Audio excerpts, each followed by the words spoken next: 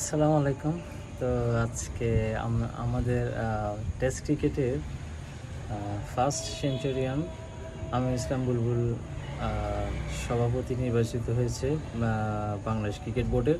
তো আসলে কোনো দিন ভাবিনি বুলবুল আমির ইসলাম বুলবুল যে ক্রিকেট বাংলাদেশের ক্রিকেটের একটা পার্ট হতে পারে, অথবা উনি এখানে এরকম মানুষ আছে ওনাকে আনার, কোনো সরকারি দল অথবা কোনো দলের সময় আসার কোনো আমি আশাই করিনি সত্যি বলতে।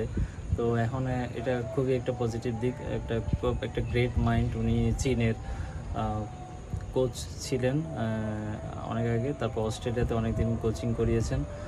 তো অস্ট্রেলিয়ান ক্রিকেটের সাথে খুব ভালোভাবে উনি জড়িত ছিলেন, চীনের সাথে জড়িত ছিলেন। তো এখন এই গ্রেট মাইন্ড বাংলাদেশের হয়ে যদি কাজ করে, অবশ্যই বাংলাদেশের এই খারাপ সময়ে যদি কাজ করে, তাহলে ইনশাল্লাহ আশা করতে পারি আরও ভালো কিছু হবে ইনশাল্লাহ, ওনার পটেনশিয়াল অনুযায়ী যদি উনি কাজ করতে পারেন ইনশাল্লাহ।